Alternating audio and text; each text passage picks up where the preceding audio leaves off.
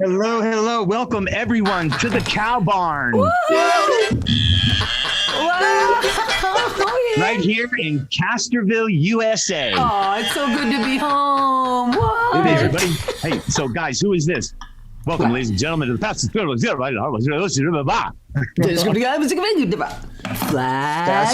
Phelps. That is Phlash Phelps, man. He's the fastest talking DJ in DJ world. Hey, come on now, everybody. Our guest Calm down. today is Phlash Phelps, the morning guy on Sirius-XM, 60s on 6 from the Phunny Pharm. He is going to, and now he's going to be reporting in from the Phunny Pharm. You guys are going to meet Phlash Phelps, a great guy.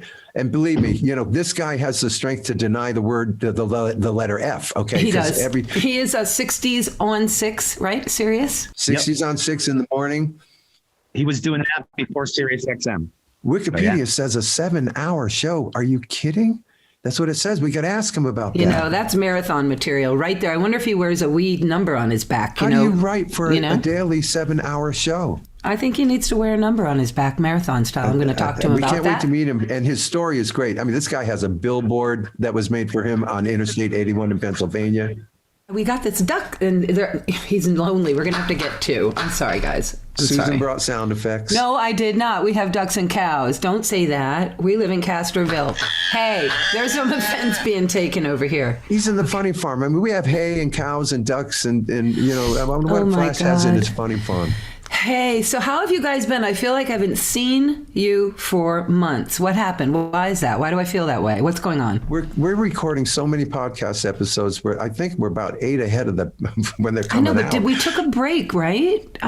Right? Relax a little. Well, no, there's every Wednesday, man. Every Wednesday there's a podcast. There's no break.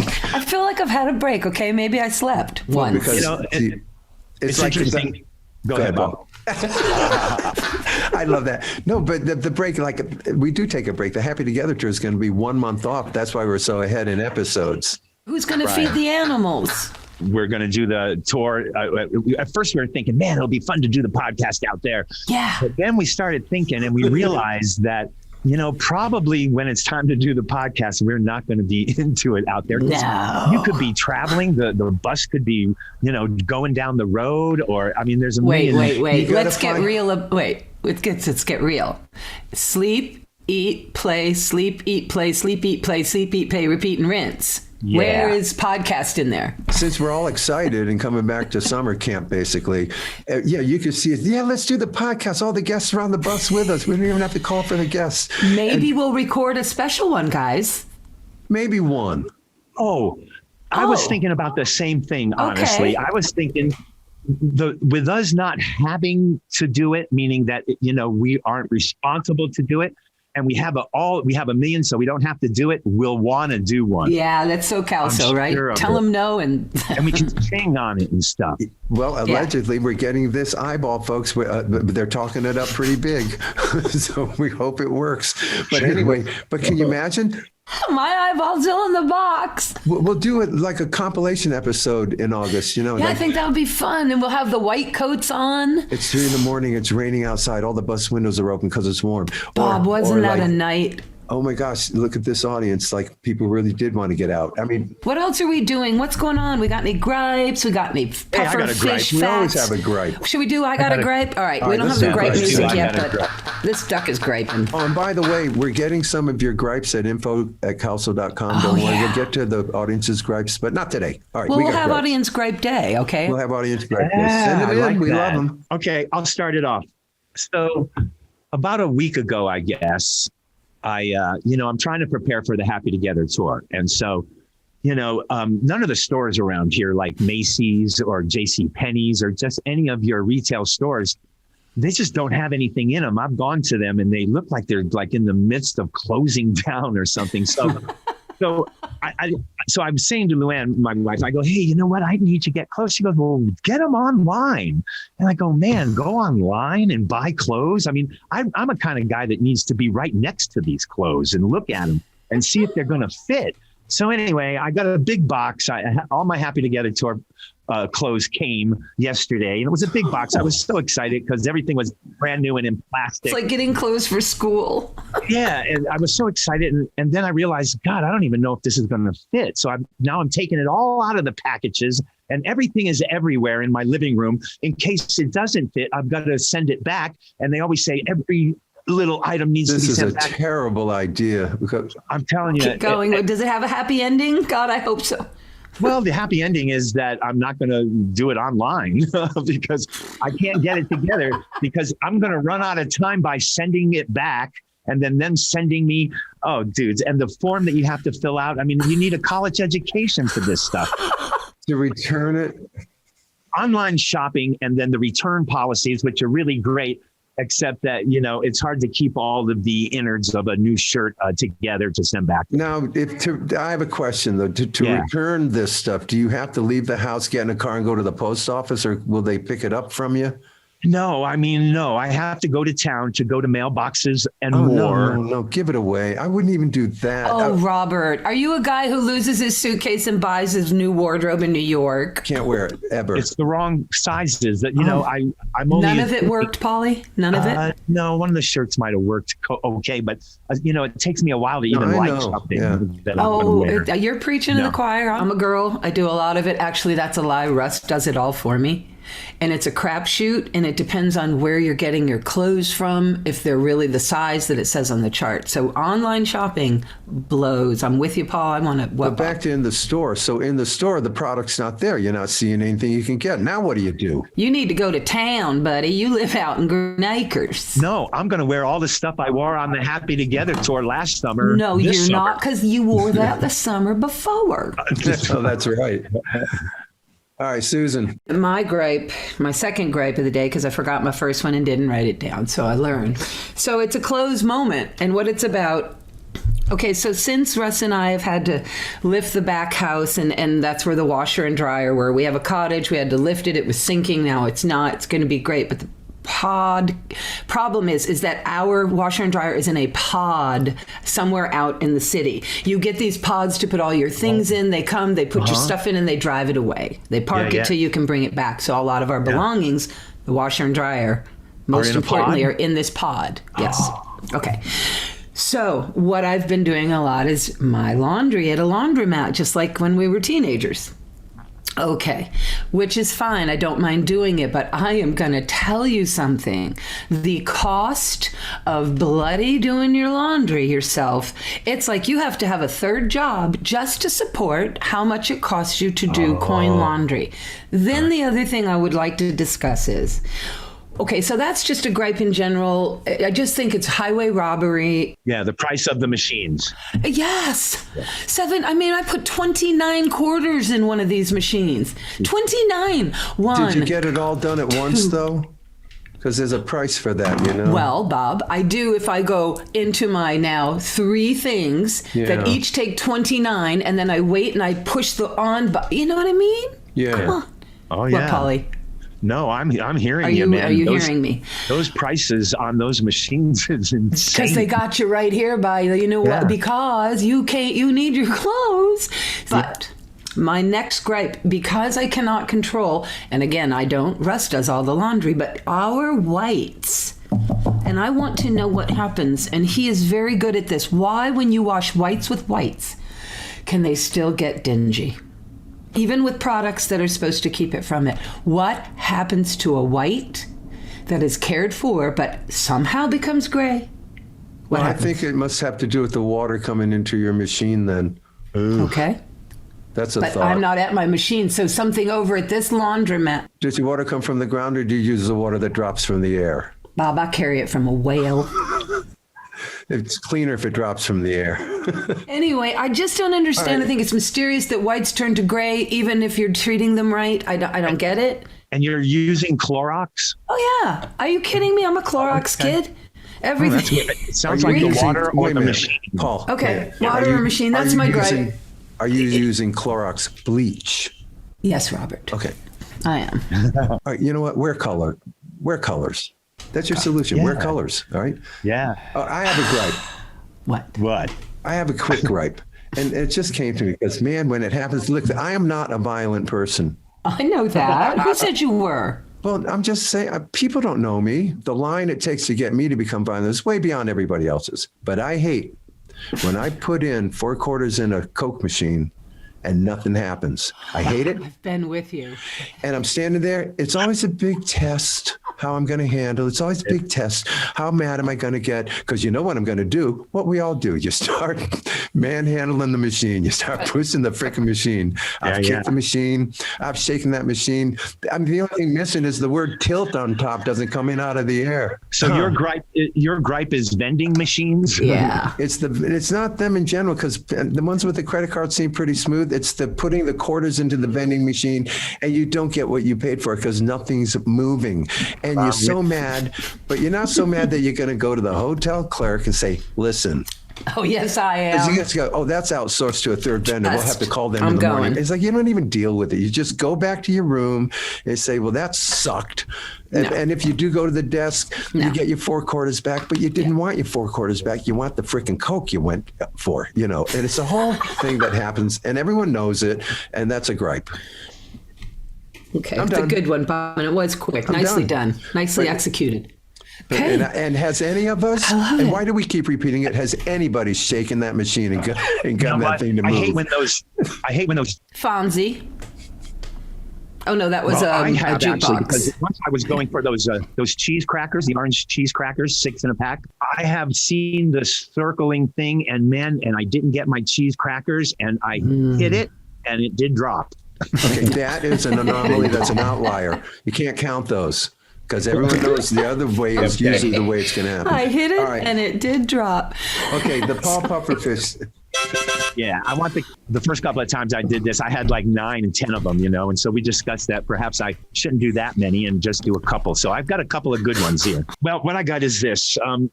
We've all loved frogs through our lives. So, we lived at Myers Lake in Canton, Ohio, and all the frogs that we would go and a little bit like a frog. But anyway. Ribbit. There is a well-known frog called the wood frog. The wood frog. The wood frog. How well known is the wood? I mean, like Kermit well known? How well known? Let's go. Well, he's well known because the wood frog. Okay. The wood frog is well known because now check this out. It only pees every 8 months. Oh no, that's a lot. What? Dude, this Wait is a minute. Hey, how big? Show in the screen and then we'll try and tell the casters. Ribbit. If that's true, there's a lab somewhere and they got 10 of these under study to help old men. And if that's true, because I'm telling you, if the secret is in that frog, they'll get it out of them. They will. And the secret is in there. And how does this correlate with their name? I don't understand. Well, it's a wood frog. Okay. And wouldn't you want to just have to pee every 8 months? Every 8 months. So that's that one. So, that's good. Okay, that's awesome. Yeah, now, here's something that was really interesting to me. And I know you guys say guys. So, I know we all haven't had a new car in a long time. But you remember when we did get a new car and the new car smell, and you're going, man, I never want this to leave, right? Yeah. I know it from my mother-in-law. Yeah. Well, do you know that the new car smell is the scent comes from 12 different chemicals? Oh, lovely. Now you're going to ruin things. Okay, go ahead. I was going to say, do we want to know this fact, Pufferfish Paul? A new car smell is the scent of dozens of chemicals. Oh, God, it's all the plastics and all the... Yeah. Oh. Just from this podcast, Paul, you are now going to unleash onto the car places. People say, and by the way, that new car smell, please let me know when you get rid of that and I'll come pick the car up. May I interject an offshoot topic, but it is related and you will all know what I am talking about. I hope when I say that when one comes down on Christmas morning, when one is a child and one has very hot lights on their tree, pretty much burning everything in its sight around it, and the smell of the plastic toys under it baking, do you not remember coming down and that smell of the doll or the BB or the plastic gun don't you remember that smell? That was baking plastic, Paul. Well, we did that baking plastic, but me and Bob surely remember our vacuum forms. This was a Mattel product, and you could make all these different things out of plastic that you melted. Super Creeple people and all that. So yes, and of course. I still remember that smell. Okay, so you know what I'm saying? Like, we have been inhaling some stuff, y'all. Oh, me, Ken, you know how much John Nagy wood-burning wood fumes I inhaled in my childhood? Do you know how many wrist burns I got leaning on it trying to do it? You guys, can you imagine they trusted us with that heat iron to burn wood? Could you believe that they gave us for Christmas chemistry sets? They did. We would get a chemistry set, was always under there for somebody. Barry always got it. We'd put sulfur with the other bottle of something, and it'd always smell like. Get those beakers out. Let's blow this joint out. John Nagy was learning how to draw. I don't know if he was the wood burning guy, but those wood burning sets were serious. You could kill a robber with the thing you were burning the wood with in your hand if you had your head on, right? You could butter his eye out with the little poker guy. It was all about smells. Hey, cap guns, man, you want to talk about smell. Cap guns were awesome, the smell of a cap. Everybody, we want to introduce our special, I'm being professional now. My gosh. Our special guest today, Phlash Phelps, my gosh, the morning disc jockey guy. Oh, no. I got the Cowsills here in front of me. Bob, Paul, Phlash. Susan, this is great. But he still thinks we're on his show. You don't have us there. We have you here. You're in the cow barn. It's almost like I get to ask you the questions, but it sounds like you want to actually ask me questions. But hold your horses there, Mr. Phelps. We are interviewing you. Yeah, he keeps saying, I have the Cowsills here. No, we're in the cow barn. If you call him Mr. Phelps, your brain will totally shift to Mission Impossible and you'll forget all the questions for Phlash. So let's try and keep this clear. Hey, can I say one thing? So when we have a guest, of course we look up everything and we believe everything we read in Wikipedia. So we start there. No, we do. We start. But I didn't even look up the answers. So I look up Phlash and what kind of questions, you know how they give those questions now about people on Google? Here's his. How much is Phlash Phelps worth? Is Phlash Phelps retiring? What kind of car does Phlash? These are serious top questions. These are real questions. Are we asking these? I'm going, these people think he's rich, and apparently you're going to retire on your money. And, and they want to know about your car. They always want to know about the car because they always hear me talking about how many miles to the gallon I get and the fact that I drive everywhere and it got 500,000 miles. And so they always want to know what kind of car it is. So I make sure I always tell them that it's a palindrome. I drive a palindrome and they're like, what's the palindrome? Well, it's the same thing spelled forward and backwards. And if you know what that is, it's a Civic. So so I tell them I drive a Honda Palindrome because I get 43 miles to the gallon and you can do it on the LX. And that's how I get all the way around the country and get great gas mileage all the time. What got you into that? Traveling? And, reporting from each little city and all of that. How did you come about that? Like, were you a little wee guy in the Explorers Club and you're just like... I was the guy that didn't get a chance to go a whole lot of places. And I was watching The Tonight Show as a kid, and Johnny Carson made a comment about North Dakota. And he said, Ed, you ever been to North Dakota? And Ed McMahon goes, I've been to all 50 states. And as a kid, I went, wow, go to all 50 states. I go, I don't know when I could do that, but heck, when I grow up, maybe I'll be able to go to all 50 states. So I always thought about that. And I talked to Ed McMahon later and I thanked him because he was one of the ones. So I started wanting to travel because I had gone to California when I was less than 2. I had gone to Florida when I was 3. I don't even remember those. So then it would be go to Wildwood, New Jersey. And that was our thing. And I loved Wildwood. I had my Wildwood days going on, but that was about all I was seeing. And my sister became a pro duck pin bowler. And you'll know about duck pins because of Warwick Lanes. And so she had to bowl not only here in Maryland, she had to bowl in your part of Newport. So she decided that was her. You had to play in New England. You had to bowl in New England, either Connecticut or Rhode Island. So we went up and I drive up and here I am 15. So I'm riding with my sister up and we stop in New York City. We go to the top of the World Trade Center. I'm starting to see places I've never seen. We go Connecticut, right into Rhode Island. We go across the bridge. We stay in Newport. She bowls there at your lanes. And then after that, I came back and my dad said, if you could go anywhere else, where would you want to go? And I said, California, Hollywood. I made a guy like Hollywood. Why Hollywood? Because Hollywood has everything going on. It just looks cool. I see it on TV.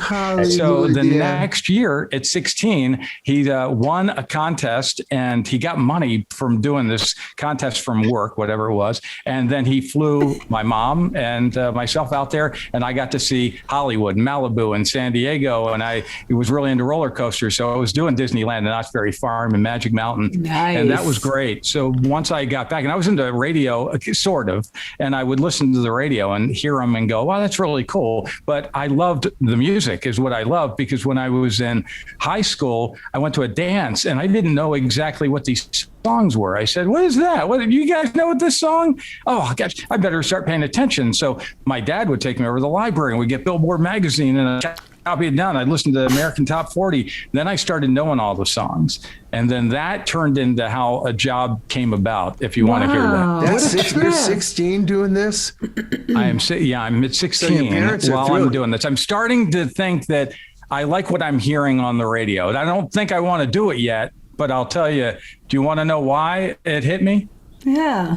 You want it? I won a $50 from the local radio station in Baltimore, and we went in, and my dad said, "Can we see the studio?" Well, they took us up to the studio, and as soon as I saw it, I said, "This is what I want to do. How do you do it?" And saw it's your like, do you office. get a job at some? Right? Yeah, I said, it's like, I just want to do this. How do I do it? B104. That was B104. Yeah, that was. Oh, well, you know the story. So after I had that experience, I went in and I said, "Let me try to get an internship somewhere during my year." And they told me, "Oh, you have the internship." "No, you don't have the internship. We have too many people." Next thing I know, I wasn't doing anything. Now here comes my senior year, and my sister, here she is again. She says, "Hey, they're doing a contest on Q105 and they're giving away trips around the world. If you can figure out all these songs in the collage, then you'll win a trip." And the trip was to Rio de Janeiro. So I figured out all the different ones that were in there, and I called the program director who was on the air, and I said, "Hey, I have all the answers." He said, "How old are you?" I said, 17. He said, "Sorry, you got to be 18 to win the trip to Rio." I said, let me give you all the answers. I gave them to him, and he said, "Sorry, if you were 18, you'd be going to Rio." Oh, No Rio trip for me. that's no good. But now here comes the good part. The next week, they were giving away one to Hawaii. And I listened to it the first time, and I figured out all the songs. And one of the hardest ones was, now you got to remember, this is 1983. And here's the clip of the song. That was it. You heard 14 songs, and you had to know the voice. It went, that's all you heard. But it was such a recognizable voice. It was Huey Lewis.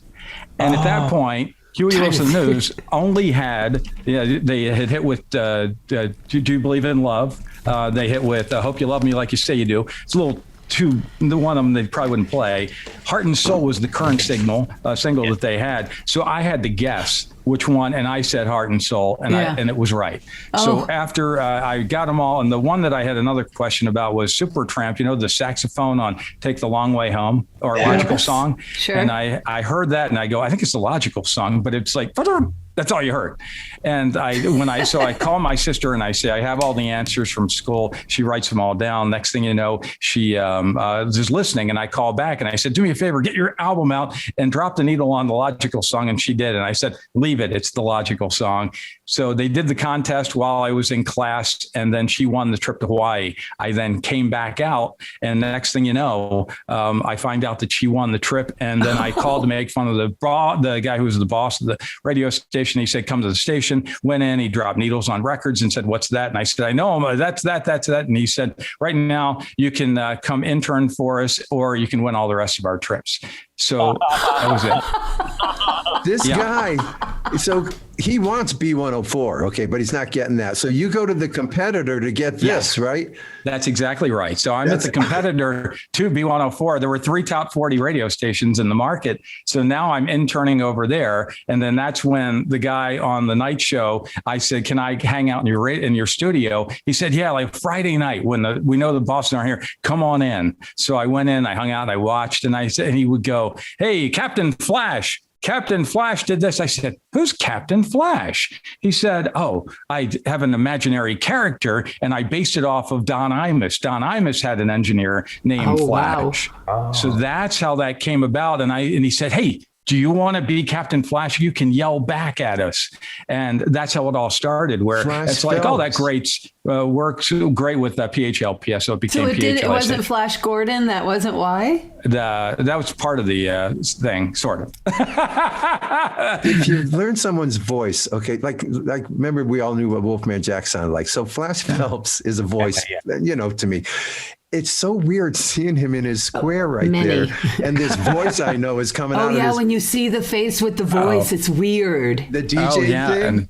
And then this is where I do it, and I know all of your singing voices. I've seen you in the interviews, but when I hear you sing, it's not exactly the same either. So you go, wow, is that how they really sound? But I think for a radio, when most people are thinking about it, and the inspiration I had was George Carlin.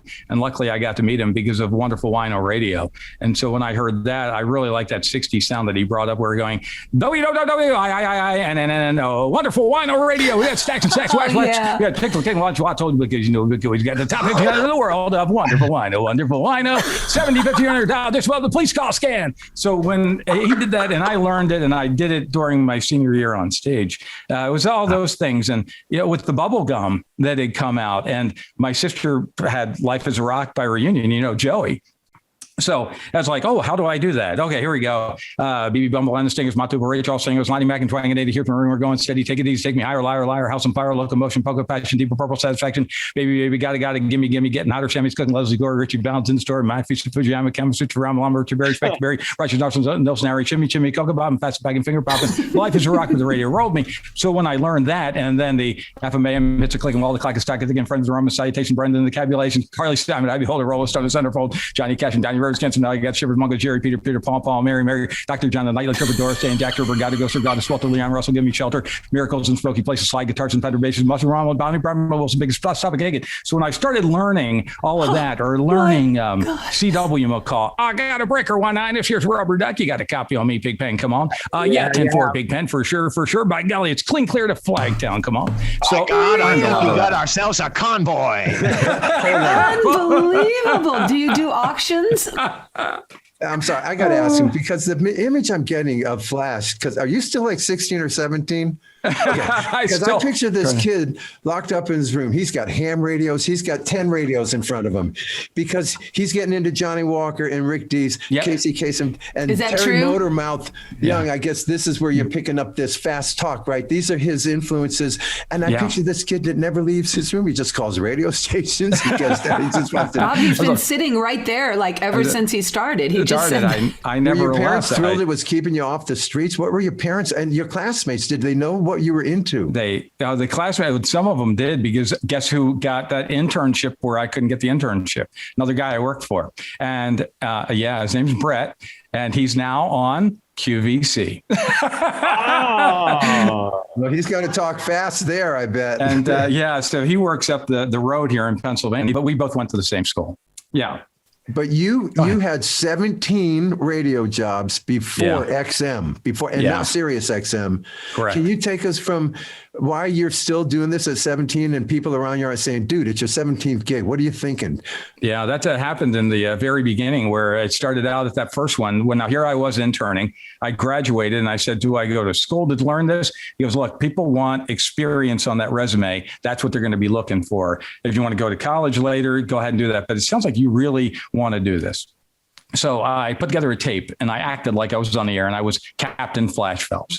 23 tapes later, one of them was WLAS, Jacksonville, North Carolina. I didn't know the format, so I said, let me drive down and see your station. And I went down, and Country AM. I was like, but it was AM stereo 910 See, WLAS. I want to know about that. Go ahead. So when you're doing this, it's whoever's saying come down is where you're going to go. Yeah, I almost had to take whatever I could get, because in the very beginning, that was it. It was 18. I just wanted to be on the radio, and everybody said, do it for experience. And I went on and I did it. And it was 4 months later, they said, no, you need to be doing top 40 radio. Well, I was inspired by the tape that the guy, Mitch Zato, gave me from the internship. And it was all 60s radio. So it had Cousin Brucey and Dan Ingram. And I mean, you name Maddie, and just all these different cool guys. I was like, oh my gosh, these guys are cool. Let me do this type of a show. I'll base it around Phlash Phelps, I heard the word Phunny Pharm. I went, oh my gosh, this is it.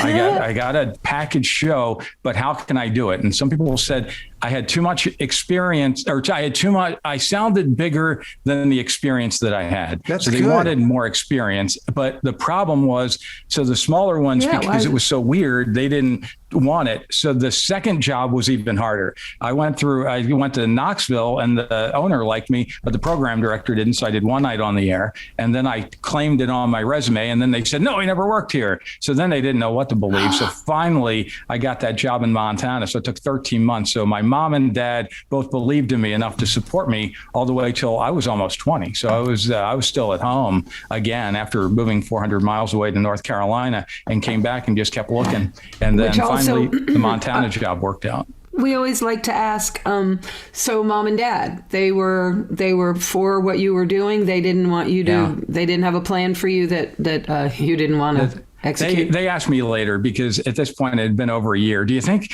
that this job isn't made for you and there's something else to do? See, my dad grew up playing baseball, and then he goes to World War II, because my dad was 40 by the time I was born.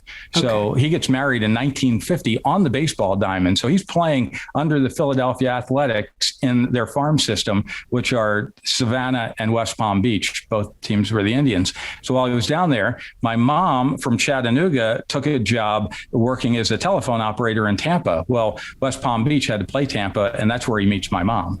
Next thing you know, they get married on the baseball diamond. So that's how it starts for them. He would have probably rathered me to continue playing baseball, but I got this radio bug, and it was his fault. He took me up to the studio, and then next thing you know, he was behind it, and I lost my dad while I was at that Montana job. My dad died at 60, and then my mom, they would go out to all the different radio stations, and I lost her when she was 64. So I was 25 and I didn't have parents at all. So at this point, now I say, you know what? I got to figure out how to keep a job, because I don't have a place to go back to at this point. What happens if I do get fired? So I had to have some kind of a backup plan. And clearly you've been let go of 17 jobs so far, so you don't quite have that down. No, well, luckily the last one was 20 some years ago, almost 21 years now. Good with on XM you. / Sirius-XM. Good on you, though. And I'm one of the longest running people on with full-time. That's a full-time person, because a lot of people you hear on the air are contractors. So there's full-timers. So myself and Pat St. John on the 60s are both full-time. And Pat went to Sirius. As you know, he was in New York. So he was at Sirius by 1998, but they weren't on the air yet. So he was just waiting it out to be able to get there and then do it from his studio. And then all of a sudden I get that incredible call while I was out in Washington State to make the trip and find out. And I said, hey, I know all about the country. So that brought a lot of the travel in. And the travel again became the Ed McMahon saying he'd been to 50. I wanted to go to all 50. So by the time I was 23, I'd been to 49 states. Alaska was the one I was missing.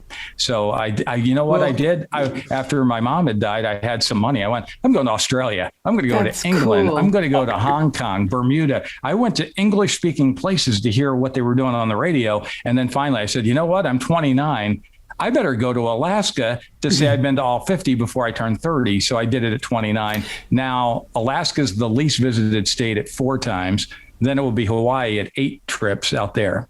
So other ones. May I ask a question? Did Clyde make it to Alaska and Hawaii? By what he didn't make it to Alaska and Hawaii but he did by Ashes. No, that's what I mean. I meant, I know. Folks, Clyde is Flash's dog. Yes, y'all. Clyde is Flash's dog.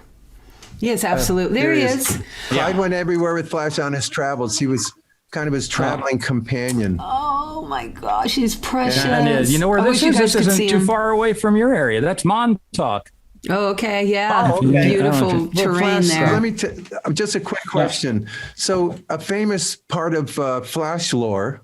Yeah. Well, the probably most famous thing he did was decide that the 25-letter alphabet is good enough. But other than that, a big story is that this guy took off for 2 weeks with one of the 70s from 70 Cats.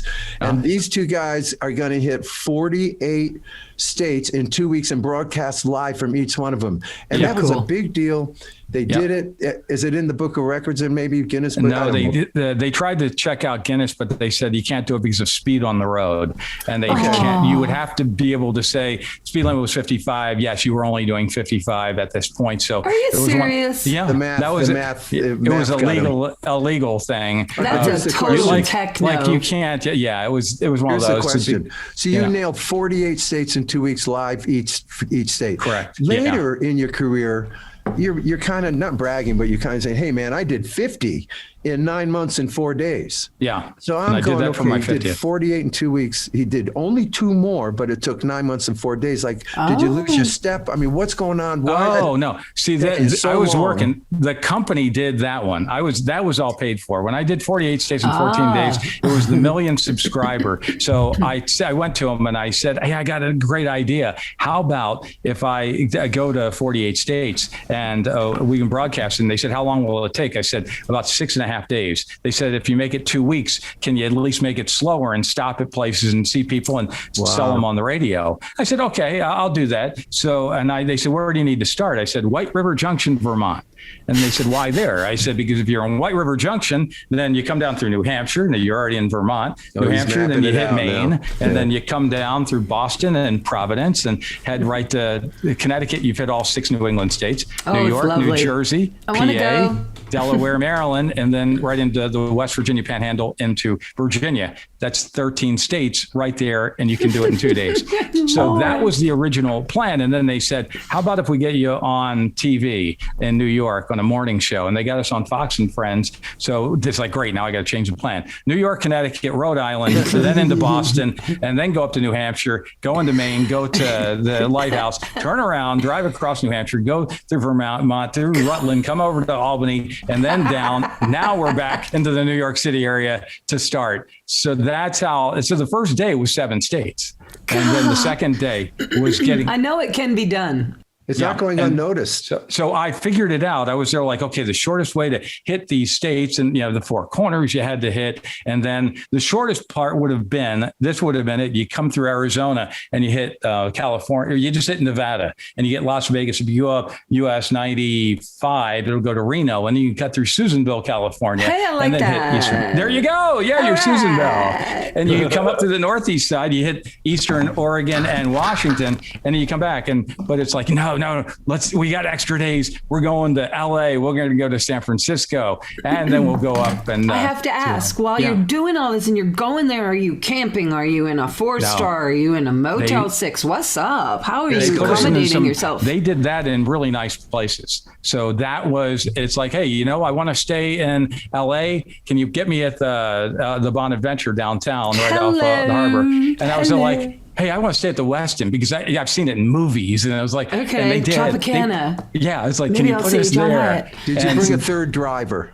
Did you bring no. a good question? We only had the 2 of us, so we had to switch off. And so you and Clyde were driving, is that right? No, Clyde stayed with my sister during that time. I'm sorry. I thought you meant you and Clyde were sharing the drive. Yeah, and then so once we got back, Michigan was our 48th state, and then we had to drive back to D.C., and then we hit our million subscriber. And then you ask about why it took so long to do the 50, is I paid for this all myself. And so once I hit my 50th year, I said, this is the idea. I'm going to go to all 50 states. I'm going to stay Hawaii for last. I don't care when I hit Alaska during this thing. It better be in the summer. So I started out and I just started going state by state. And then what I did is I was photographing myself, and the sunglasses are over there. They're kind of like this. I have all these different sunglasses like this. Here we go. And so Costumes. This is a good example of these Phlash sunglasses. Oh, Casters, we are looking at Flash's very fly sunglasses that he was wearing. May I ask now that you're paying for it, and it's a Phlash financed event, are we camping it now? Are we out in tents now? And that's why it's important that it's warm in Alaska. I still do it. And now, because in the past, I used to do it with video.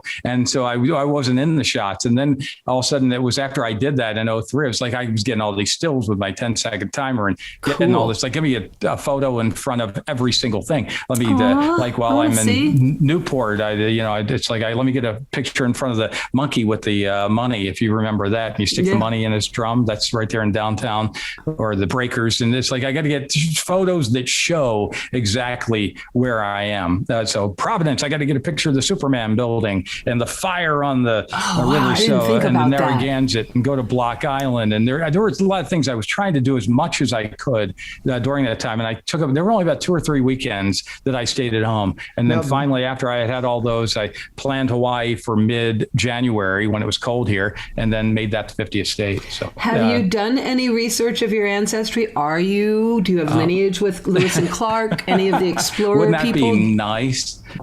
Bob, you have a real question. I think it's more toward Flash Gordon. This guy would tour the planets if those could be next. Well, he did mention the Superman building, but what real thing do you want to ask Flash? What did I want to ask him? Great. I give it to you. You don't even have a real thing. There's a lot of fun questions. I'd like to know a little bit about this roller coaster obsession and I mean, we all love a roller coaster or not. You either do or you don't. But, and do you still ride? And do you feel as you get older, that thing's happening? Some of them are the ones that I go, oh no, but I got to get this on my list. I've ridden over 700. So I would just start riding. What happened was I didn't like them in the very beginning. And then, that pressure from being in school, and you go over and the kids say, oh, come on, we're going to Hershey. We're going to go ahead and ride. Well, then I started riding, and then I said, you know what? I survived. This is actually pretty cool. So I got my sister to take me back out there. She's 6 years older. So as soon as we got up there, she's like, let's get you riding with your hands up. And then I did. And it's like, you know what? Now I want to go back to Kings Dominion, Busch Gardens, and start going. And that was when I told my dad I wanted to go to California so I could ride all those. Colossus. And then Colossus. Yeah, go did out you and do ride Colossus the backwards? Not backwards. It wasn't running backwards while I was there, Magic Mountain. Right. But I did run through the parking lot doing Vangelis, so I could do that. Oh, sorry, folks. The moose said we're closed. I was like, did you always wait for the front seat?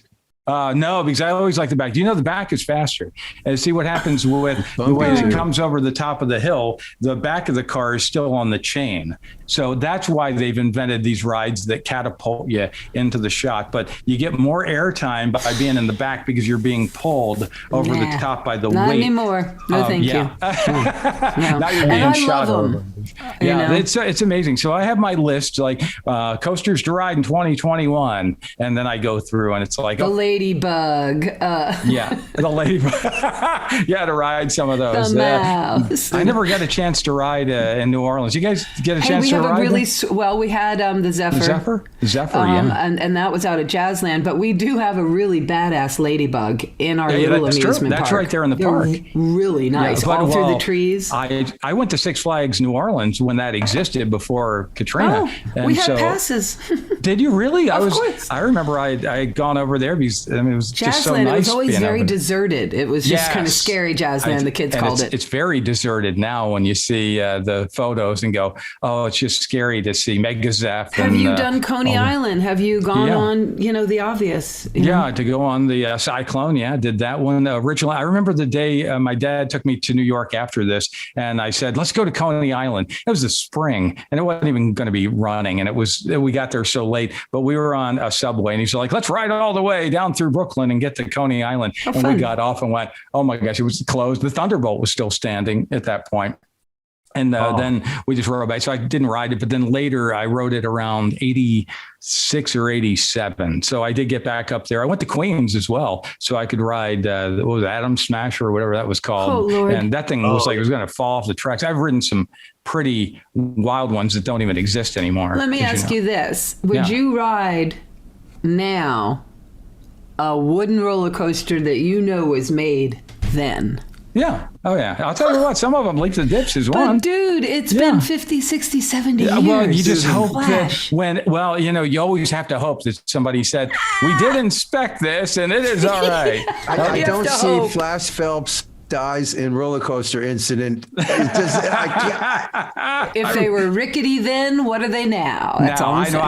I'll tell you what, there are some. Desperado. Have you ever seen Desperado when you're riding up to Vegas and on I-15? Okay. You West Coasters? Yeah, the one off to the right. Well, well, I'm talking about when you drive up and you're in. Yes, I do know that it's the one that never has a car on it. It seems closed so often. And it opened in '94. It's called Desperado. So it's a Buffalo Bills. That one. Yeah, Prim. And you go in there and that one, I had to sit there one day where they're like, we need this many people to ride. And everybody's like, come on here and ride. We need to ride this thing. It was so funny. But after you do ride it, it was fantastic in the very beginning. It hurt my back, I remember later, because I think the cars wear out or something.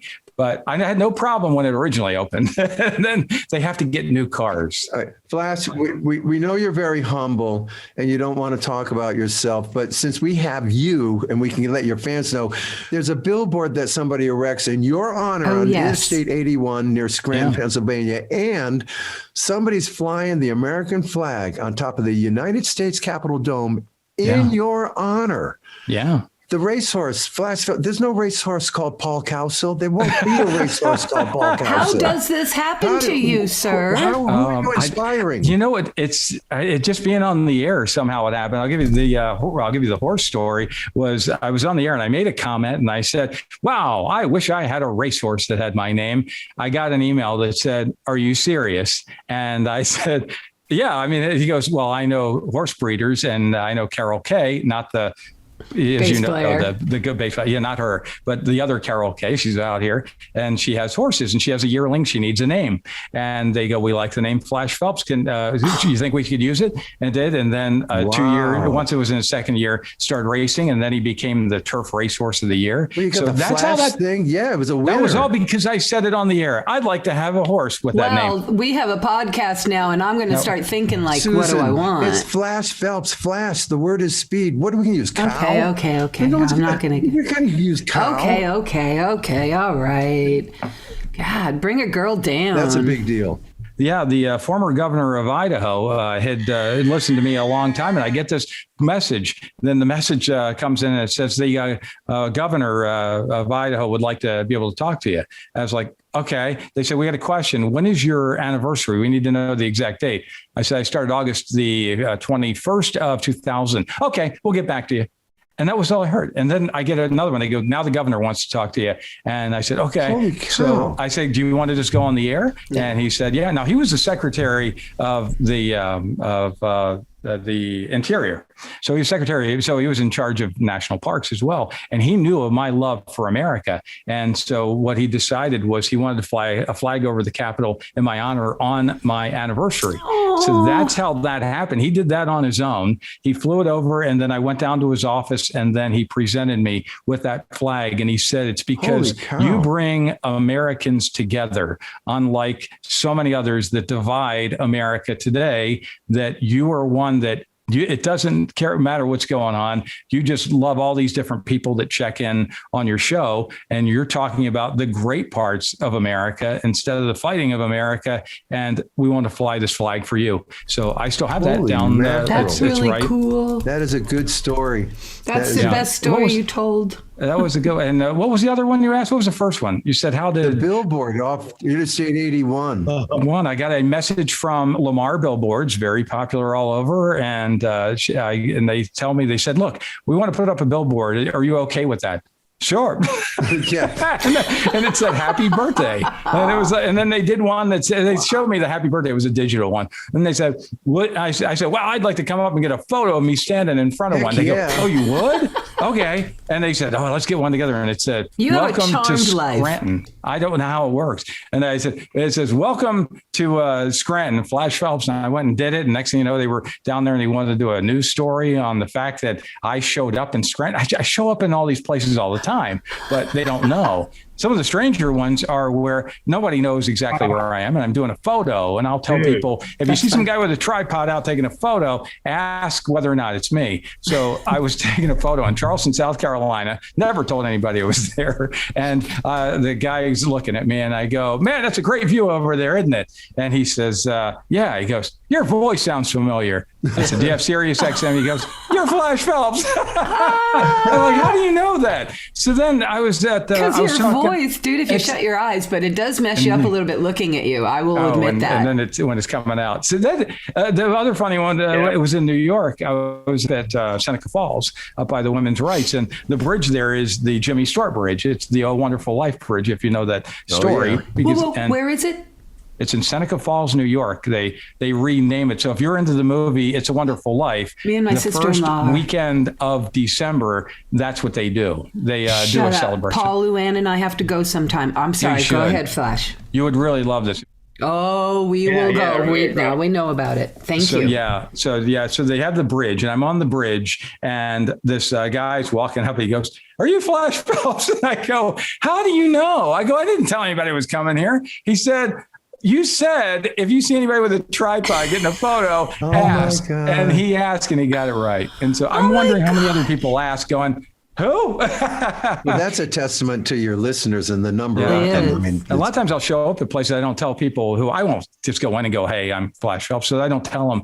And they, somebody went in and they said, "I went into this place that you told me to go," and I said that Phlash sent me, and they said, "Who?" And they go, "They don't know you." I said, "Well, I was in there." I go, "They don't know it was me that was in there." You know, the guy that doesn't like an F. I mentioned Johnny Carson. So last year I was driving up through, they call it Norfolk, Nebraska. Now, Johnny was born. I went over to his birthplace as well in Iowa. But so I go over to his regular home, the one in Norfolk. And I was like, "Oh, where is it?" And it's barely marked. And I found it on the phone. I was like, okay. And I pull in to the driveway and a guy walks out and I was like, "Oh, all I want to do is get this photo." And he goes, "Hi." And no, you didn't know who I am. I go, "Hey, I was just looking at a photo." Oh, he goes, "You want to come on into Johnny's house?" I said, okay. I don't know if I have to. Oh, yeah. All right. What, I'm here. It's like you're inviting me into Johnny Carson's house. So I went on the tour, never knew who he was. And Shotgun Tom Kelly is a huge fan. And he was even able to yell out with Ed McMahon, Doc Severinsen, and Johnny during a show years ago. So because I was on the Tonight Show because he yelled out. And so it actually worked. And I said, I got to call Shotgun. I called him and I didn't get him. I said, "I'm standing in Johnny Carson's bedroom and I can't get him on the phone." So later, where I'm getting ready to leave, and the guy goes, "So what do you do?" I go, "I'm on the radio on Sirius-XM. I do the 60s." Like, "Oh," and I said it on the air so I did the show from Sioux City the next day, and I made a comment about it. And next thing you know, he got people that talk, and next thing you know, he became a really good friend. So if you ever want a tour of Johnny's house, I'm good friends with the owner now. He made sure he took it over. Yeah. I think all of our podcasters do. Can you arrange that for all of us? I bet we could, because if you show up, he's one of the greatest guys to be able to give you that tour. Getting excited. They think they get to go too. I'm so sorry. We have new animals here. Phlash, I got a question for you. So, you're born in 1966. Yeah. Right. And so as time goes by, you're doing 60s at 6. So, being a little young for that genre, what made you love that and didn't go 70s on 7? Well, I would have picked the 80s, but here's how it ended up happening for me was keep in mind, when I interned, that radio that I got into was all based on that cassette of 60s radio. But I love the 80s music, but I liked the style of the 60s. So I was that's why I got fired a lot, because my style was not matching probably what I was doing, but it worked. The listeners got into it. I did very well in ratings. Management were like, "You stick out." One of the radio stations, once I got fired, the guy who replaced me, I asked him later, I said, "Hey, what was that?" And he said, "I was told that I needed to bring the radio station back down to earth because you put it in an orbit." That's awesome. So when I was told that, and one program director said, "Your show is like a cartoon." So I was told that. And so basically, but then you were told you're our kind of nut. That was how it had happened, because I had a video that I did. Once I saw a video air check. This is where you get the video. So you have the video like this, and then you're on the air, and then you're doing your whole show, and you can see the board and how you hit all the buttons. buttons. And I was like, oh, this is so cool. And you just feed the audio from the radio and you're not getting the studio audio, but what's on the radio. And so it's a video air check. And I took it and I saw that there was this guy, Art Volo, who does all radio video air checks. And I called him and he goes, where are you? And at that point I was in Martinsburg, West Virginia. He goes, we put people like from Boston and New York and Chicago and LA on this thing. He goes, well, send it anyway. So he didn't know what he was getting. I sent him the video and he goes, what are you doing in Martinsburg? So he liked it so much. He goes, this is just wild. I'm putting you on. He goes, I'm going to get you out of Martinsburg. Well, wow. I did. So people started seeing this on the video. 10 years later, it was seen as they were building XM. And they saw what I did is Instamega rubber band shooting CD starting. So I would take one of those thick rubber bands and then I had the Denon CD player. So the button was like, and I'd take it and go snap. And I would shoot the rubber band and try to hit the play button. Well, on video, I hit the play button and then the song starts. And then they saw that and they said, wow, this is how they describe it later. They go, wow, we haven't seen anything like this since the 60s. So they said, that's when I get that email that says, you're our kind of nut, but we're not hiring till the fall of 2000. So this was May of 2000 and Sally Radio is not on the air. And I'm just learning about what it is and saying, this would be really cool. I could serve all these different people. Well, I get this message later and they said, hey, why don't you come to DC? And I said, oh, I thought you're not hiring yet. And they said, no, we want to fly in and see what we're doing. And I flew in and they said, look, your style is so 60s. Where did you get this? I said, well, I've been doing it because of this. I heard all the guys from the 60s. Then they said, we want you to do the 60s. So I said, I don't really know the music that well of it. He goes, you can learn the music. What we can't do is teach people to do what you do on the radio. So that was how it all started. He goes, you're going to have time to learn the music. So when I saw things like, what is the Rain, the Park and other things, I had heard your song. I didn't know that was the name of it. No. There were a lot of things that I looked at. I was like, what's Indian Lake? I don't know. And I'd hear it go, oh, I've heard this before. That was what was going on. So you were wacky zany is what you were. And that was what they wanted was somebody, they said, we grew up with wacky zany. That was it. And they said, we don't know what we can do to be able to hire somebody to do what you do. And we can't get the bigger names. Cool. At this point, they couldn't have hired a Cousin Bruce. They all wanted too much money. Robert W. Morgan. But you joke about it, but you had to really delve deep into the musical history of the 60s. I mean, sure.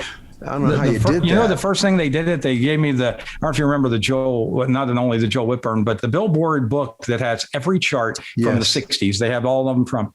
And so I had to go through each one, and this was before, and they go pull up an Excel form and type in every one of the songs, come up with your thing, what month it came out, when did that song debut, 1968, and then put them all in. That way you can put them all in order. And I went through and looked at every song that peaked everywhere until I made an entire Excel form of every Hot 100 song that hit in the 60s. So now I had this, but I had names. I didn't have audio to go with them. They were still trying to get this audio. You're just we were originally, so like, what's that? I don't know what that. Oh, I've heard that one before. I remember going over and I was like, I got to play I Can't Help Myself by the Four Tops. How's it go? I know that I can't help myself, but and then, so I went over to one of the other guys at Soul Street. I said, how long do you think the intro is on I Can't Help Myself, since we can't find this? You weren't going, you had Napster out there, but you didn't have a YouTube or anything to find the audio. No resource. And we were still getting all these CDs put in. Didn't even think about that.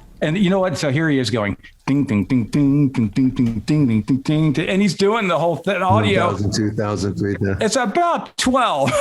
We're trying to figure it out. He goes, why do you need to know? I said, well, I'm doing a bit and I'm going to go into that song, but I need to know when to dump out on the music bed. So the music bed's still not playing, and I want to be able to talk over the intro and hit the intro. So I was putting this together a piece. So it was a guessing game, and so learning these songs little by little. So it was 13 months by the time I had started in August of 2000. Then we finally hit the air with 0 subscribers in September of 2001 after the 9/11 that we had finally gone on. So I was learning this music all along the way, and people hear it and they're like, where did you work in the 60s? And it's like, you mean you believe it? So once it became believable, it's like, well, you know what? I've now played these songs. If I would have started that day back in 2000, it was 1960. Right now, we would be in 1981 in real time. Wow. That's how long I've been there. So I could have played the 60s in real time already twice. Now, you're at XM radio. You're at XM satellite, and over here is Sirius. Now there's going to be a merger. Yep. I mean, did you have to fight for survival? There must have been dead bodies everywhere. At this point, yeah, because there were 400 people with XM in programming, and only 36 were left after the merger because we knew the choices were coming from the Sirius side. And they came to us and they said, look, 40s, we don't have a 40s channel. You guys have a 40s. You're going to keep that one. 50s. Whose 50s is better? Our 50s is better. Whose 70s is better? Our 70s is better. Whose 80s is better? We got the MTV VJs. Our 80s is better. So that's how they figured it out. When they got to the 60s, they said, we got to admit your 60s is better. We want Phlash and Terry to stay, and we're going to bring cousin Brucey over with you. So that was the merger that was made. Holy cow, you must have counted your blessings that night. At that point, I didn't really know whether or not I wanted to stay. They were going to give you a package to go, and I was like, well, maybe I could go and just do something else. Heck, I've been here 8 years at that point. And the next thing you know, I was wondering, because other people were finding out they were being let go. And I was waiting, and I saw Kid Kelly in the hallway, and I said, Kid, I haven't heard anything. He goes, oh, no, you're staying. And I said, well, thanks for telling me. That's how I found out. These are your friends you're seeing let go. Obviously, you made relationships. I saw that more than once. There were massive let goes. In the very beginning, we got big too fast, and then the money just wasn't coming in. So this was around 2002 or 2003, and I was the guy who brought me in, he was let go, and he said, I called him and I said, I'm just so upset. You're the one who got me here. He said, look, you're going to be all right. I already know that you're all right. He said, now, tomorrow is going to be a very, very rough day. Many of your colleagues, about 70 of them, are going to be let go. Oh, my goodness. And so little by little, they just had boxes and they were all being called. So I lost so many of the people that I had worked with. And there were channels, they're saying we can only have 2 on this one because we have to try to figure out how to save money along the way. And there were a number of times where that happened, where there were mass let goes and then they said, you know what, maybe this whole merger could work. And then because we realized we weren't competing against each other, because somebody would have an XM, somebody would have a Sirius in their car. And it's like, they're not competing. So when they took it to the government and they realized, okay, you're competing against all the AM and FM stations out there and all the other places you can get music. So yes, we'll let you go ahead and become one instead of 2. So that's how that, and I made it through there. And little by little, I've seen many, many people go, and almost 21 years later, I'm still hanging in there. That's amazing, Phlash. Yeah, in the same time slot. I started in the mornings, and I'm still here in the mornings. And I was doing 7 hours at one point, and then we went to 5, and then now it's back to 6. It's great when you're still doing this, and when you're in your 70s, they're going to be asking, well, where did everybody go that he was talking about? Listen, we're the last of those people. Let's just move along. Well, I know. It's like we need groups like you to keep it alive, where the fact that you're out on the road and you're able to be there, and I'm able to talk about, hey, you can go see the Cowsills in late July. They're going to be in a number of places hanging out with Gary Puckett and, guys all are my friends. Yeah. So we're looking forward to be able to, Gary called me. This is a wild story because I've always heard great stories about the Cowsills. So I had no problem about hearing anything, but somebody told me, they go, Gary may not be nice to you. And I'll tell you what, he's one of the nicest people to me. Gary and it's like, he's the greatest guy. He's just shy. He's just not a big blah, blah, blah kind of guy. And if you take that personally, then that's you. And every once in a while, he'll call. Lou Christie will call. And Bob, I've heard from you. And Susan, you better start calling. Paul, you better start calling too. Now that we'll call from the road. Listen, every Happy Together, we all get together. We'll be in our first catering. And I will hear Gary go, hey, y'all, don't forget, call Phlash, man. He's out there just sitting there. He's always saying, he goes, he will just, and it's like, so if I just call call this guy in the middle of his show, he will stop everything and take my I can call. never do that. And I will think for I'm you. a little afraid to do that. No, don't be afraid to do it Well, I because am. you'd I be don't want to surprised. be rejected. I'll be like, that see, didn't then work. you'd feel bad. That's why I don't Well, do that's it. what I'm It's like, saying. So let's see, me and you seal it now, please. Yeah, that's what we are. We seal it. You remember when I went on the air? This is the first time I've really had a chance to talk to you. Remember when I went on and promoted that you are the youngest 60s artist? Yes, and you still are. Yeah. You were the last one to become 60. This is what, did y'all remember when I told you I found that out? I was the last 60s artist to hit 60 Susan, and then. you're very special. Yeah, when you hit, and then so you were 9, and then by the time when you just turned 60, I was like, you know what? You're still going to remain the youngest that was artist really, of the you 60s. freaked me out because listen, I've gotten old, okay, and I don't really think about these marks, but when you said that, yeah, I was like, gulp. Hey, I'm the oldest guy named Bob to have been on the charts. So. I don't think that's What is it true. you make everyone do when they come on as a guest? Was it say the alphabet as fast as you can or something? That's another one. Yeah. Do you guys want to race me? Well, I figured if the three of us start on 1, 2, 3, whoever finishes first won. Yeah, no, well, we have to clarify what it is. Which one? It would be better probably if we figure out which one to use the fastest at doing the alphabet What are we doing, forward. y'all? You're going to do all 26 letters of the alphabet. You're going to go A, B, C, D, F, G, H, I, J, K, L, M, N, P, Q, R, S, T, U, V, W, X, Y, Z. Without missing one. Yeah. I think I can. Oh, wait a minute. And Can you I gotta go do it like fast. practice? And then what I'll Oh, not yet. Hold on. And when you get to F, you got to remember to say PX. I'll allow it in this case because when you do it so fast. I have this. Who goes Susan. first? Are we doing this one at a time? Yeah, do it. No, I don't want to be We can show first. the chaos of not being Paul, in you go sync. first. You're Goliath. Okay. A, B, C, D, F, G, F, hey, wait. A, B, C, D, F, G, H, I, J, K, L, M, N, P, Q, R, S, T, U, V, W, X, Y, Z. See, that's really fast. It's really good. Bob, you want to get... Flash, don't you have to slow those down to make sure every letter was said? Wait, Susan wants to do it. All right, here we go. Right. Susan, you ready? Stop it. That's a good start. A, B, C, D, E, F, G, H, I, J, K, L, M, N, P, Q, R, S, T, U, V, W, X, Y, Z. Hey, there you go. That was fantastic. good. I only counted 23. Well, you go ahead, Big Bob. Let's hear Bob, you, your mister. turn. Yeah, You it's your ready? turn, You go. Robert. A, B, C, D, E, F, G, H, I, J, K, L, M, N, P, Q, R, S, T, U, V, W, Z. That was great. There you go. And then what I do I can't enunciate that well anymore. I'll do them backwards, and then I A, erase B, C, D, people. F, G, H, I, J, K, L, M, N, P, Q, R, S, T, U, V, W, X, Y, Z. Flash is going to do it backwards. Okay, Flash, this is your moment. It goes ZYXWV, TSRQ, PONMLK, JHFCBA. ZYXWV, TSRQ, PONMLK, JHFCBA. That's how you do it.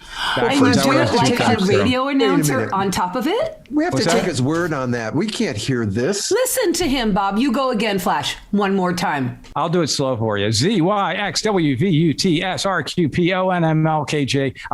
ZYXWVUTSRQPONMLKJIHGFEDCBA. That's it. Slow it fast, and then you can speed it up. ZYXWVUTSRQPONMLKJHFCBA. ZYXWVUTSRQPONMLKJHFCBA. So that's kind of how Okay, it here's So starts. the if problem. none of this works out, then your fallback is auctioneering. That's Absolutely. what I could do. But I want to point out something when you're doing it backwards. This OLMM thing, and all of a sudden it sounds like you're going, oh no, I've messed up, like right in the middle. And so I'm like, oh, haha, and then no, you carry on. I'm like, you just screwed up, and then you did Hey, again. No, that's go how in it goes. front. Yeah, when you hit Mogul. the NMLKJIHGFCBA. Going Yeah, front with that Elvis sounds like a- Murphy is hard. Okay, all There right, you it's all go. good. And then I have everybody join the fan clan as well. And then, so you could do it as well. You say, I'll pour a candle wax on my radio dial. I'll You pour say candle. What? You say, to get in the fan clan, you go, I'll pour a candle wax on my radio dial. I'll pour candle wax on my radio dial. No one else comes close by a mile. Everybody, No No one one else else comes comes close close by by a a mile. mile. our man Phlash is second to none. Our man Flash is second to none. And the competition bites the big one. And the competition bites the big one. Bid on the other stations like a geyser. Bit on the You're on other the other stations stations like a geyser. They're nothing but flash fertilizer. They're nothing but flash fertilizer. I feel like Then I'm you in kiss church. yourself in a place hard to reach, and you do the weird lip noise. You go, "Hoo-na." Now you're in the fan clan. Yay! There you go. That's You're it. watching a born leader here at work. We're all following him like Who idiots. felt All like they were in church? I sure did. Okay. right, we got to end this. I did want to ask Flash one last thing here. So Yeah. Flash, you know the book, Steinbeck's book, Travels with Charlie. Oh yeah, with the Do you dog. think you might be doing a book about Phlash Phelps and maybe calling it Travels with Clyde? Clyde, you know what? That has been asked many times whether or not I would do it. Now, those trips obviously ended 11 years ago now, but I think that would be a lot of fun to do that, because I did have a lot of experiences with them. Some of the problems, like when it's really hot outside, where it's like, oh, geez, well, I got to get into the hotel room, and then it's checking out, and to be able to go and get them, because, since I was telling you about, do you want to know if I was camping all the time? Yes. I know I'm now, when I do all the photos, I definitely want a shower. So I am usually at a hotel, and then I'm ready for the next day to be able to get all those I forget photos. about that Flash, showering our thing. sister Susan, one of the worst things she ever did in her life actually was leave her dog on the road. Did you ever leave Clyde on the road? No, I had to leave him in a couple places where I had to go. The one thing that people always thought I was doing was I actually had to tie him to a post to get photos with him, because I couldn't get him to stay. And it's like, to stay, I would take his leash and I would put it around, and then I would wrap it around the post, so he was stuck to the post, and I would wave. And then the next thing you know, PETA was there. Yeah, and people were like, "You got that? You got your dog tied to a post. I'm getting a photo." And he looks, and you can't see it, so it looks like he's standing there at the sign. That's how I've gotten a lot of those photos. I like that. That would be it. Yeah, I think the life on the road with Clyde. What's the future for Flash? Are you just kicking it back over there, right where you are? Are you retiring with your millions? Because that's what everybody wants to know. It's the most asked question: is that what am I going to do? So I just have fun doing it the way I'm doing it right now, especially doing it just sitting at home, where it's not getting in there and having to commute so many miles to be able to be there in the studio. So if I could do the studio here, would be fantastic as well. But a lot of people don't even know. I mean, they have to ask me, "Are you in the studio?" It's like, well, I guess if you have to ask, you probably don't know whether or not you can't tell. You're in the Phunny Pharm, and the Phunny Pharm is where you are. So if I'm out on the road, let's say I'm out in LA Farm, and I feel like hanging out, and as long as you give me Wi-Fi, I'll do the show from your house. Guys, you got to check out Flash in the morning. He swears his show is 7 hours long. I don't know. It's 6 now. It's 6 and now. I am going to be calling Flash this summer. That's happening. Yes, you will. If I don't see Susan Cowsill ring on my number, I'll be like, uh-oh, she forgot about me. She's on the road, and she could have checked in to tell me your next city or some crazy thing. Just get a hold of Paul and me. We'll wake her up. Oh, okay. Because a lot of people will tell me, they said they do bunk under me. Everybody that sees you in concert, they said, you know what? They just don't turn and go backstage. They actually sit there and they sing along with everybody else. Who's like, hey, Ron Dante's on. Let's sing. Yeah, we're pretty much the side stage geeks. That's our deal, man. We're the fan of everybody. These are nights of special songs. It's 25 songs that are going to put you somewhere, right? Played by the people. Magical, that's what the great thing is, and I'm glad you're keeping it alive. And that's we are so one excited. Thing. If it's not for you making these incredible hits that keep us going right now, that's why we like playing your songs over and over, because someone, is out there loving it, and we know how big of a draw the 60s is. And we're bringing in younger people as well. It's the people we are experiencing that as well. Well, we're sorry your racehorse got injured, and he did, and then was not fun. They said, well, let's just call it a career, but he did very well while he was racing, so he's living the life. Flash, we love you so much. Yeah, we love everything you do, and thanks for coming on here today. Yeah, we appreciate it. Oh, that was very cool. Thank you so much. That was great. We want all your fans to listen to this. This is all about you. It's just such a good story, because people just hear you play those records and you guys don't know who you're listening to. This guy's amazing. There's a background to it. The things I don't get a chance to say. Well, that's fun. We can have you back on if you got more to say. Oh, okay. We'd be happy to. I always have a lot to say. If you have more questions, I'll go ahead and be on anytime you like. We always have more questions. Could you sign us off here? Could you? Oh, there you go. That'd be special. Here you go. Sirius-XM 60 on 6 of the Phlash Phelps Phunny Pharm from America is here. It's PHLSAPHLPHNY, Oh my gosh, my favorite. I love playing the Cowsills no matter when they come up here. And a lot of people just say, you like talking about Rhode Island? Yeah, I love talking about Rhode Island. I remember when I went to Rhode Island, just love Newport. It's one of my favorite places. That's where they come from. And I never forget seeing them at Fenway Park. And they were there. Oh, it was a fantastic series. And then all of a sudden they break into the Star Spangled Banner. They do, oh, say, can you see? And next next thing you know, they're doing hair. It was the coolest thing I had ever seen. Here they are, the Cowsills, one of my favorites of all the podcasts here on the Phlash Phelps Phunny Pharm. Cowsills, let's hear it for them. COWSILS. Thank you so much. See you this summer, darling. I'm calling you. You better take my call. We're calling Hey, let's in. go to Indian Lake. That could happen. That could happen. Have a good day. Phlash, thank you so much. You're the man. That was so fun. All right. And listen. We are so happy to be a part of this podcast community, and y'all come on back. Bye-bye. Yeah. Later, Gators. What?